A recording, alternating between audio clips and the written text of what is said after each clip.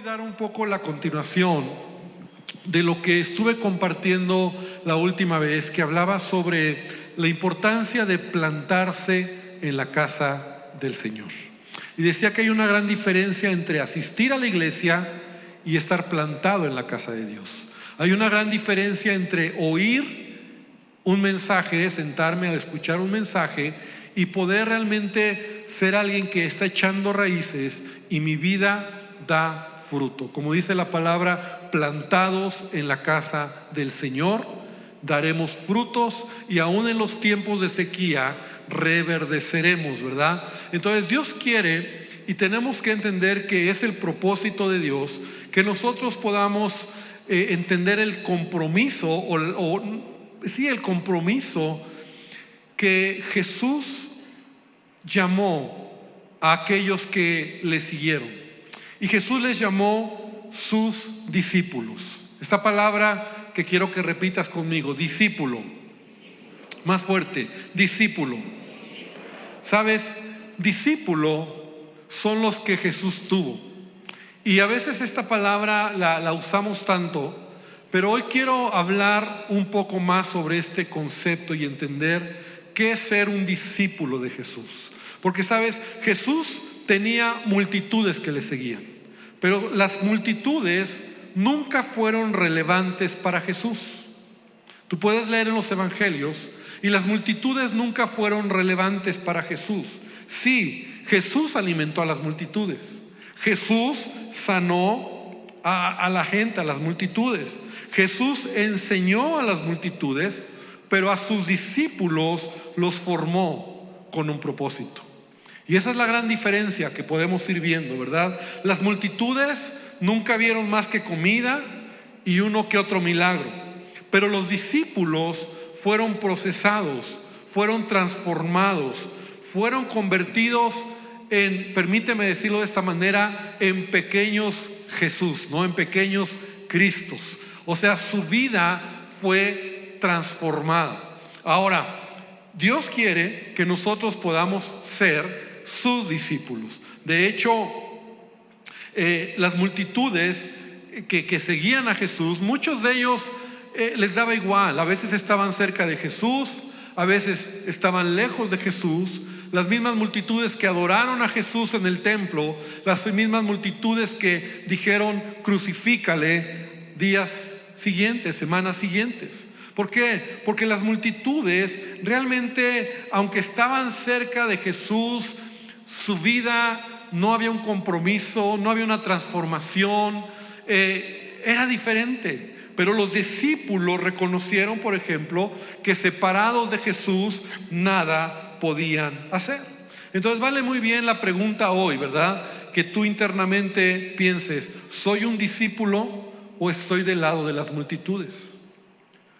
Porque Jesús mismo dijo en Marcos 28:19, por tanto, y es un pasaje que hasta de memoria lo conocen algunos, id y hacer ¿qué? Discípulos a todas las naciones. El mandamiento que Él nos da y que tú y yo tenemos es ir y hacer discípulos a todas las naciones, bautizándolos en el nombre del Padre, del Hijo y del Espíritu Santo, enseñándoles que guarden todas las cosas que os he mandado, y he aquí, yo estoy con ustedes todos los días hasta el fin del mundo. Jesús no usó otra palabra, usó la palabra discípulo. Un discípulo es aquel que es un seguidor. Un discípulo es aquel que ha entendido lo que es estar con Jesús. De hecho, en estos domingos siguientes, creo que es el 14 de abril, vamos a tener bautizos, porque es un mandamiento de Jesús. Y aprovecho, ¿verdad?, aquí entre paréntesis, si alguien no se ha bautizado, para que tú puedas tomar esa determinación en tu vida, esa decisión de bautizarte. ¿Por qué? Porque el bautismo es una decisión, pero es una evidencia externa de una decisión interna.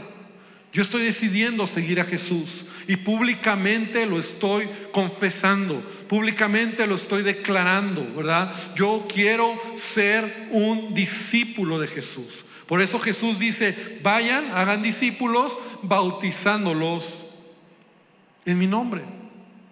Yo recuerdo la vez que me bauticé, tenía 14 años. Y yo recuerdo, y lo he platicado, ¿verdad?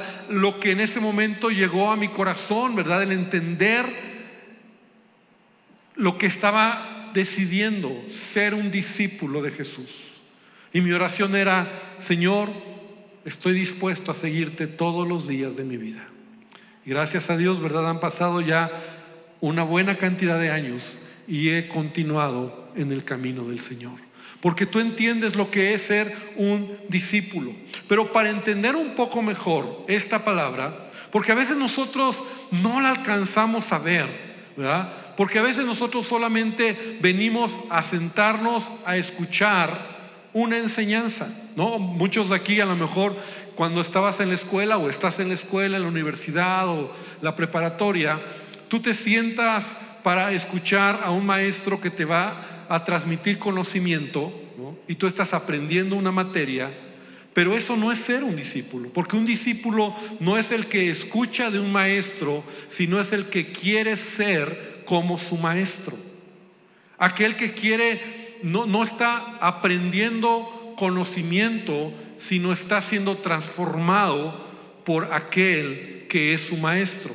Entonces el pueblo de Israel, los judíos,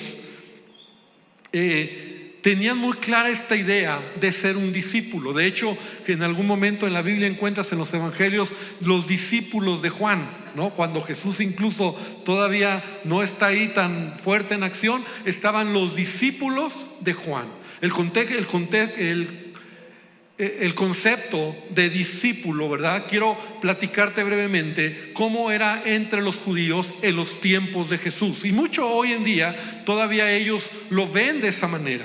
Porque desde que los niños eran pequeños, más o menos desde la edad de los 6 años, los niños se les iba enseñando la Torá, se les iba enseñando lo que es los 5 primeros libros del Antiguo Testamento, lo que nosotros conocemos como el Pentateuco. Y era una manera de enseñarlos, una escuela, una enseñanza que se llamaba Beit Sefer, que ellos se les enseñaba la Torá. Y ellos empezaban a memorizar, escucha bien, a memorizar la Torá, de memoria. De memoria tenían que aprender conforme a Deuteronomio, donde Dios dice, ¿verdad? Enseñarás a tus hijos en todo momento y ellos aprenderán y nunca se apartará de tu boca este libro de la ley. Entonces, a estos pequeños no solamente se les enseñaba la Torá, sino se les educaba y también se les iba enseñando poco a poco lo que era la familia, lo que era el oficio de la familia, tal vez el negocio de la familia, a vivir en la casa. Y ellos más o menos entre los 6 y los 10 años de edad tenían este tiempo donde ellos memorizaban la Torá, donde aprendían la ley, y cuando terminaban, los mejores de los mejores pasaban a la siguiente etapa. No todos, sino los mejores de los mejores a la segunda etapa, que se llamaba Beit Talmud, que más o menos era entre los 10 y los 14 o 15 años de edad. Ahora, su tarea era más compleja. Ahora era aprender todo el Antiguo Testamento, los profetas y la ley, ¿verdad? Los históricos, todo, y aprendían de memoria grandes porciones de la Escritura. Ellos aprendían de memoria. Estos jóvenes, ¿verdad? De alguna manera también iban creciendo, y muchos de ellos en este proceso, ¿verdad? De la edad, más o menos desde los 10 a los 14 o 15 años, muchos de ellos desertaban y se dedicaban al oficio de la casa, al oficio de sus padres, pero ellos iban creciendo en el conocimiento de la palabra. Y entonces, cuando ellos llegaban más o menos a la edad de los 15 años, los mejores de los mejores de los mejores entraban a una nueva etapa. Y esa nueva etapa, que se llamaba Beit Midrash, que era un grupo selecto, y aquí es donde ya empieza a cambiar un poco la manera en cómo ellos iban a crecer e iban a conocer más de la palabra. Porque aquí es donde ellos se acercaban, los jóvenes, estos jovencitos, se acercaban a pedir a un rabino ser su discípulo. O sea, en ese tiempo había rabinos, ¿verdad?, los que enseñaban la palabra.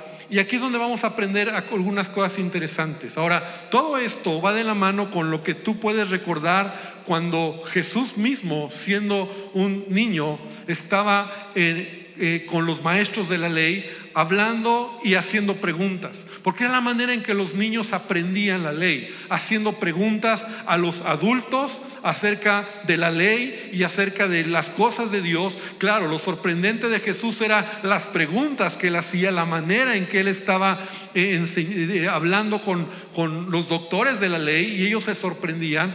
Pero Jesús está creciendo, está aprendiendo. Pero bueno, regresando aquí al tema de cómo estos chicos ahora iban a acercarse a un rabino para pedirle ser discípulos de ese rabino. Pero aquí el alumno no quería sentarse para aprender del rabino, quería ser como el rabino. Es decir, la mentalidad era hacer lo que hace el rabino. Y había un pensamiento que decía tomar su yugo, y tú lo has escuchado en palabras de Jesús, es decir, entender la Torá, interpretarla como el rabino la entendía. En resumen, no solamente ellos iban a sentar a los pies de un rabino para aprender, sino para ser como el rabino, para absorber lo que el rabino era, lo que él conocía, y su manera de pensar, su manera de hablar, su manera de vivir iba a ser como ese rabino. Ahora, cada joven, que acuérdate que eran los mejores de los mejores de los mejores, no era cualquier clase de jóvenes, entonces se acercaban con los rabinos. Y así ha sido en Israel, porque ha habido, como siempre, diferentes líneas de pensamiento de los rabinos, ¿verdad? Y entonces el rabino entrevistaba al joven, y en esa entrevista él lo empezaba a preguntar, ¿no?, su amor a Dios, su conocimiento de la ley, cuánto él amaba y quería y estaba dispuesto a seguir al rabino, a dejar todo. El rabino lo que quería saber, y las preguntas que el rabino se hacía era: ¿puede este chico sentarse a mis pies? ¿Puede este chico hacer lo que hago? ¿Puede este chico transmitir mi yugo, lo que él era y lo que él sabía? ¿Tiene este chico lo que se necesita? ¿No? Entonces, después de una entrevista, si el rabino, escucha bien, si el rabino veía madera, ¿no?, por decirlo, en este chico, entonces, si él primero no veía madera en este chico, o sea, aunque él le decía: yo quiero estar contigo, yo quiero sentarme a tus pies, entonces si el rabino no le veía madera, entonces le decía: amas a Dios, conoces la ley, pero no puedes ser mi discípulo. Regresa al oficio de tu padre o al negocio de tu padre y sigue tu camino. Pero si el rabino consideraba que este chico tenía madera para ser su discípulo, le decía: sígueme, puedes ser mi discípulo. Y el muchacho dejaría su familia, sus amigos, su sinagoga, su aldea, y dedicaría toda su vida, escucha bien, toda su vida, para ser como su rabino, aprendiendo a hacer lo que el rabino hacía y como el rabino le enseñaba. El deseo del discípulo no era aprender del rabino, sino hacer lo que hacía su rabino. Fíjate qué interesante. Esa era la mentalidad de un discípulo. Algunos incluso creen que por eso cuando Jesús estuvo caminando sobre el agua, sobre el mar, Pedro quiso hacer lo que su rabino, su maestro, hizo. ¿Por qué? Porque esa era la mentalidad: hacer y ser como él. Escucha bien, el rabino se convertía en su único maestro, que durante toda su vida el discípulo iba a aprender de él.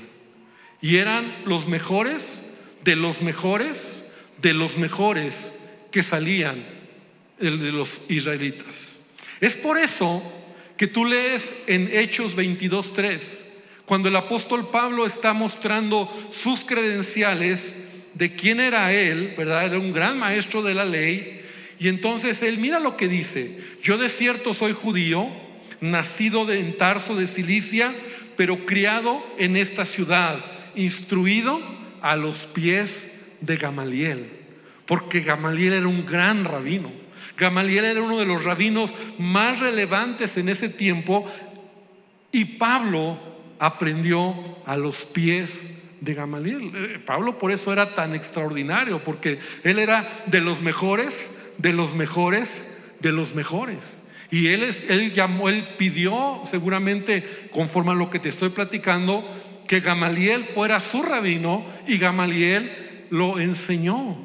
Y por eso el discípulo decía: yo estudio a los pies de Gamaliel en este caso. Y dice: estrictamente conforme a la ley de nuestros padres, celoso de Dios, como hoy lo sois todos vosotros. Entonces, cuando los jóvenes entonces ya iban a irse con el rabino, con su rabino, había un dicho que los padres y la familia le decía al joven: que estés cubierto con el polvo de tu rabino. Era una expresión de bendición, que estés cubierto con el polvo de tu rabino. O sea, en un sentido era como que el rabino camina, ¿verdad? Y el polvo que él va dejando detrás de él, va el discípulo cubriéndose del polvo, porque la mentalidad era ser como tu rabino. Por eso, y esto es interesante, Jesús era y se le llamaba rabí. Él era un maestro de la ley. Podríamos decir que él era un rabino también. Él era un hombre que estudió Jesús la ley, la conocía perfectamente, aún desde niño sorprendió a los maestros de la ley, ¿no? Y entonces por eso cuando Jesús llama a sus discípulos, y es aquí donde Jesús empieza a romper todo protocolo judío, ¿no? Porque Jesús no llama lo mejor de lo mejor de lo mejor.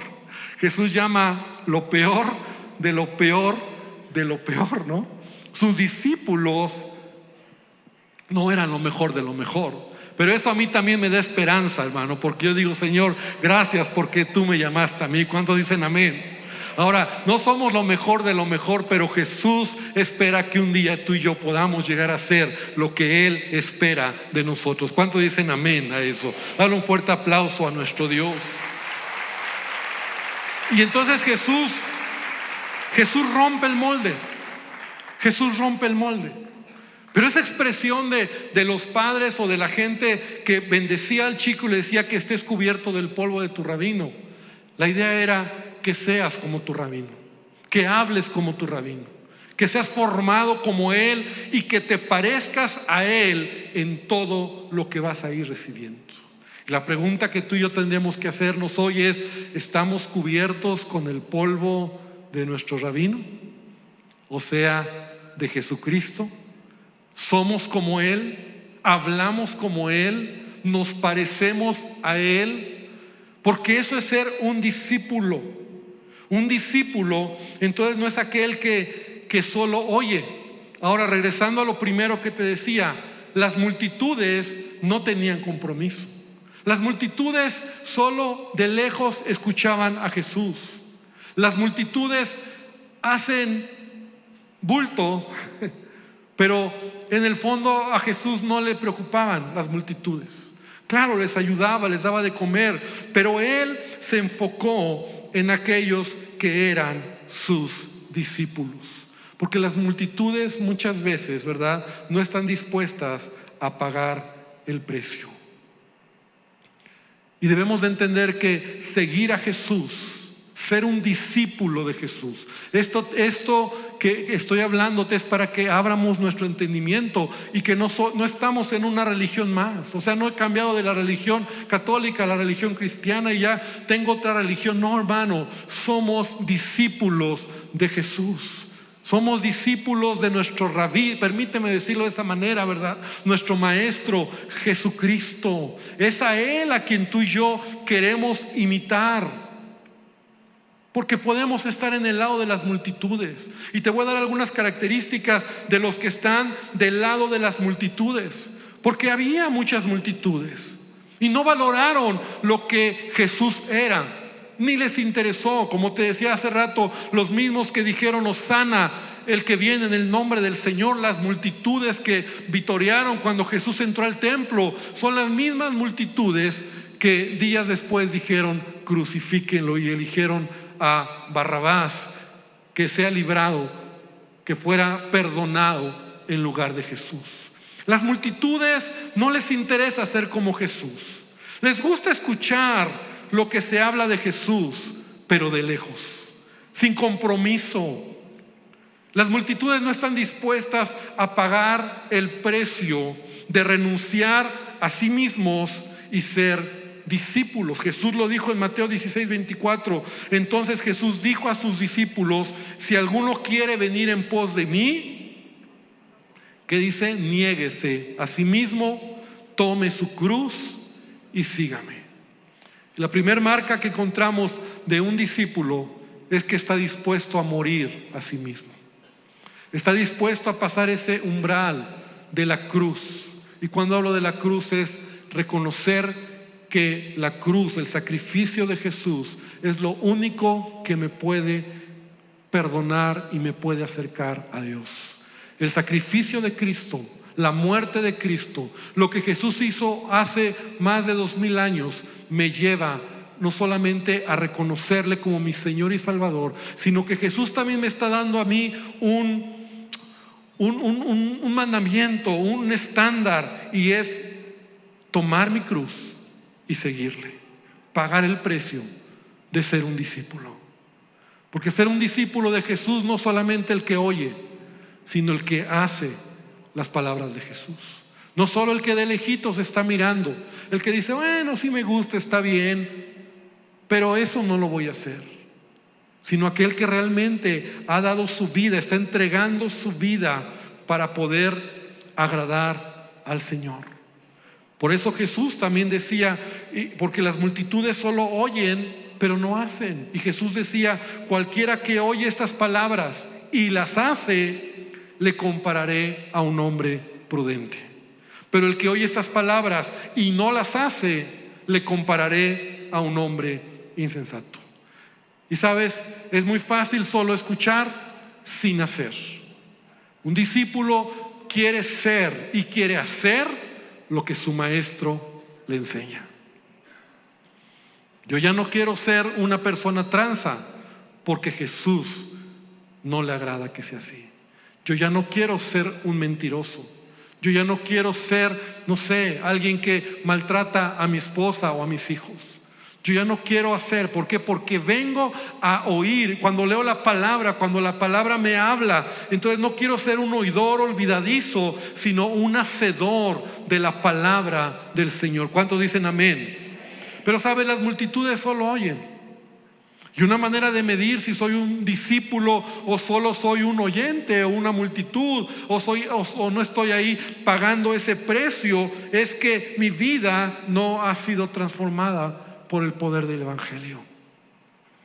La evidencia de que tú eres un discípulo es que tú estás reconociendo no solo que Jesús es tu Señor, sino estás haciendo y pidiéndole a Él hacer su voluntad. Las multitudes no hacen la voluntad de Dios, hacen su voluntad. Las multitudes hacen lo que ellos quieren. Y qué difícil es ahí cuando tú dices, yo lo hago a mi manera. A mí nadie me dice cómo lo tengo que hacer. Dios te dice perdona y no perdonas. Dios te dice ama y no amas. Dios te dice ten integridad y no tienes integridad. ¿Por qué? Porque lo queremos hacer a nuestra voluntad. Pero Jesús dijo en Mateo 7:21, no todo el que me dice Señor, Señor, entrará en el reino de los cielos, sino que el que hace la voluntad de mi Padre que está en el cielo. Hacer la voluntad de Dios requiere un sacrificio. Hacer la voluntad de Dios es no ser como todos son, no hacer lo que todos hacen, no vivir como todos viven, no hablar como todos hablan, sino hacer la voluntad de Dios. ¿Te acuerdas cuando Jesús mismo, antes de ir a la cruz, qué le dice al Padre? Señor, no se haga mi voluntad, sino la tuya. Él está frente a una encrucijada y Él sabe que Él puede hacer su voluntad, pero Él no quiere. Él mismo dijo: yo no vine a hacer mi voluntad, sino la voluntad del que me envió. Eso es un discípulo. Un discípulo hace la voluntad del maestro, obedece al maestro, lo que el maestro le dice. ¿Por qué? Porque yo decido morir a mí mismo, porque yo he entregado mi vida y yo quiero ser un discípulo de Él. No estoy aprendiendo solo, o no estoy adquiriendo solo conocimiento, sino yo quiero ser como Él. Por eso Pablo en algún punto en la carta a los Gálatas dice: hijitos míos, por quienes estoy sufriendo dolores de parto, ¿hasta qué? Hasta que Cristo sea formado en ustedes. Porque Cristo en nosotros es la esperanza de gloria. Cristo en nosotros es esa formación que quiere que tú hables como Él, pienses como Él, veas como Él, vivas como Él, y los demás vean que tú eres un cristiano. Por eso se les llamó cristianos en Antioquía, porque eran como pequeños Cristos que replicaban las enseñanzas y la vida que Jesús había enseñado. Por eso nos llamamos cristianos. Pero un discípulo no solo es aquel que firma un papel o dice: yo soy cristiano. Hoy en día tú puedes ver que hay mucha gente que dice que es cristiana, pero no es un discípulo. Un discípulo es el que ha muerto a sí mismo. Un discípulo es el que hace la voluntad de Dios. Un discípulo es aquel que está dispuesto a ser como su rabí, como su maestro. Y quiero terminar con una escritura más. ¿Te acuerdas cuando Jesús dijo: muchos son los llamados, pero pocos los escogidos? Y en el contexto Jesús está hablando de lo mismo, porque el versículo siguiente, ahí en el Evangelio, está cuando Jesús dice: y muchos dirán en mi nombre: Señor, en tu nombre echamos fuera demonios, en tu nombre hicimos esto. Y Él les dirá: nunca les conocí, apartados de mí, hacedores de maldad.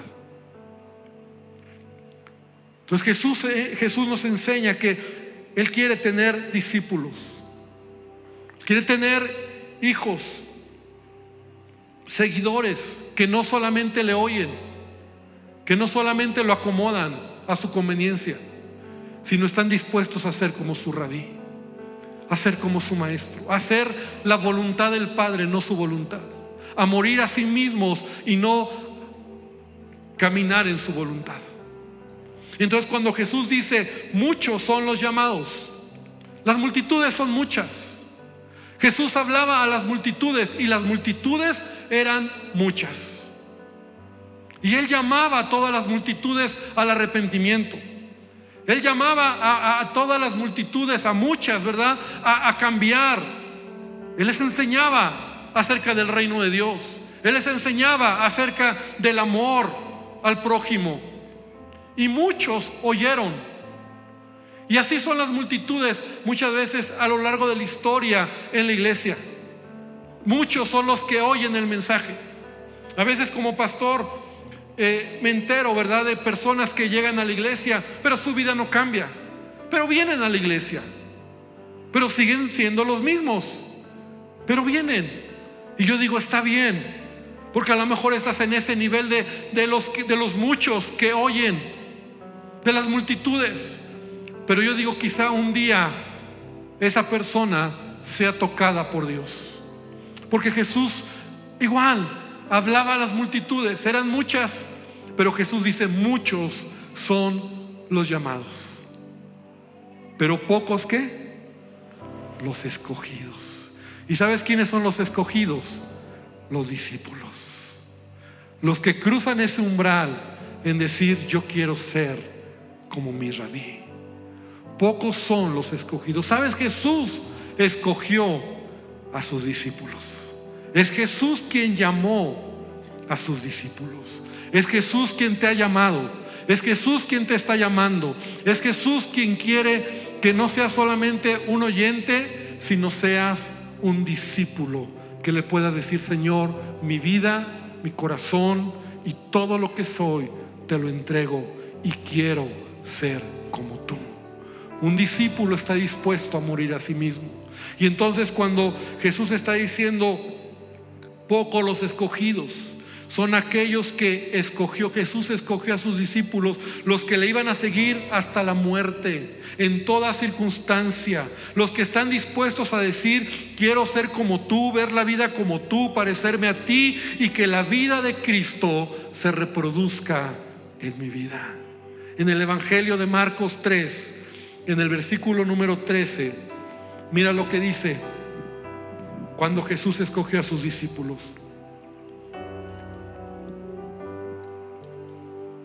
Después subió al monte y llamó así a los que él quiso.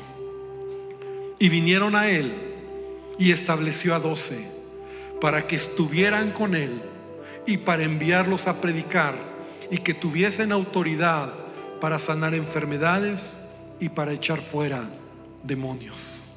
Aquí vemos muy claro, y este pasaje vamos a hablar mucho acerca de ello, porque aquí hay varias etapas del discipulado. Pero lo primero es: él llamó a los que él quiso. Muchos son los llamados, pero pocos son los escogidos. Discípulo no es aquel que solo quiere oír, sino aquel que está dispuesto a pagar el precio, que quiere ser como su rabí, que quiere caminar como su rabí, hablar como él, pensar como él, hacer la voluntad del Padre y no nuestra voluntad. Yo quiero esta tarde que podamos nosotros reflexionar, ¿verdad? Y que podamos decir, porque sí, podemos y debemos decir: yo soy un discípulo de Jesucristo. Yo quiero ser un discípulo de Jesús. Yo quiero ser un seguidor, o soy un seguidor de Jesús. No es una religión. El tema no es una religión, no es un cambio de religión, no es un portarte bien, no es un haz las cosas bien. Deja que Jesús tome el control en tu vida. Deja que Jesús entre a tu corazón, y deja que Jesús, por medio de la obra del Espíritu Santo en tu vida, y de eso hablaremos más adelante, sea el que trabaje para que Cristo Jesús se forme en tu vida. Y en esto Jesús dijo: conocerán que son mis discípulos, que hay amor entre ustedes. Y como eso, muchas cosas la gente conocerá que verdaderamente eres un discípulo de Jesús. Cierra tus ojos, vamos a orar. Y con tus ojos cerrados, piensa por un momento: ¿eres un discípulo? Señor, no somos estudiantes de la Biblia solamente. Señor, no somos quienes queremos adquirir solo el conocimiento. Señor, queremos la vida. Queremos a Cristo en nosotros. Queremos a Cristo en nuestras vidas. Queremos ser como tú. Señor, entendemos el compromiso de renunciar, de morir a nosotros mismos. Porque a veces nuestra carne, Señor, nuestra naturaleza no lo quiere hacer. Señor, no es fácil. Si a veces creemos que la vida cristiana es suavecita, es sencilla, todo está bien, tal vez tenemos que examinar nuestro corazón. Porque ser discípulos tuyos, Señor, es morir a nosotros, renunciar muchas veces a cosas que nuestra carne, que nuestras pasiones, Señor, y que tantas cosas que están alrededor de nosotros, Señor, pero podamos decir como Pablo mismo decía: con Cristo estoy juntamente crucificado, y ya no vivo yo, sino Cristo vive en mí. Que podamos nosotros entender, Señor, el compromiso, la responsabilidad, pero también el privilegio, Señor, de ser tus discípulos, Señor. Que podamos nosotros caminar cada día. Y hermano, aún yo te animo para que hoy confirmes esta realidad en tu propio corazón, para que hoy le digas a Jesús, o a lo mejor tú dices, no, a lo mejor yo estoy del lado de las multitudes. Hoy dile: Jesús, necesito de ti. Jesús, quiero que tú entres a mi vida. Jesús, quiero seguirte. Jesús, quiero ser tu discípulo. Quiero ser tu discípulo, quiero ser llamado tu discípulo y quiero ser como tú, Jesucristo. Señor, que tu palabra sea revelada en mi vida, que tu palabra, Señor, tu espíritu en mi corazón traiga vida, traiga pasión, traiga amor, Señor, traiga profundidad, Señor, que pueda ser como tú. Gracias, Señor. Gracias, Padre. Y así, con tus ojos cerrados, iglesia, escucha este canto y dile con todo tu corazón a Él que Él llene tu vida. Quiero entregarte mis sueños, tu voluntad haz en ellos, y mi corazón te lo entrego. Enamórame de ti, Señor, que tu presencia me inunde.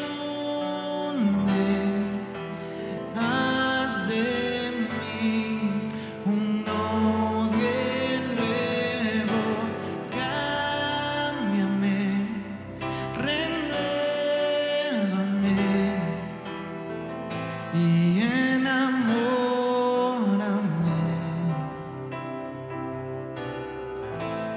y enamórame,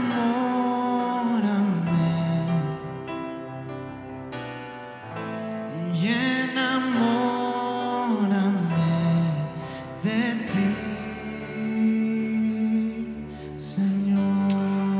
Sí, Señor, hazlo en nuestras vidas y dile al Señor hoy que Él siga obrando en tu corazón. Y Padre, bendice esta palabra, trae a cada corazón, Señor, una realidad, Señor, de entender a lo que nos has llamado, Señor. Padre, gracias porque nos amaste, gracias porque nos has llamado, gracias, Señor, porque nos has escogido. Gracias, Padre, por todo lo que tú sigues obrando en nuestras vidas, y te bendecimos, Señor. Te damos gracias, Jesús. Amén y amén. Amén. Que Dios te bendiga, hermano. Dios les bendiga, amada iglesia.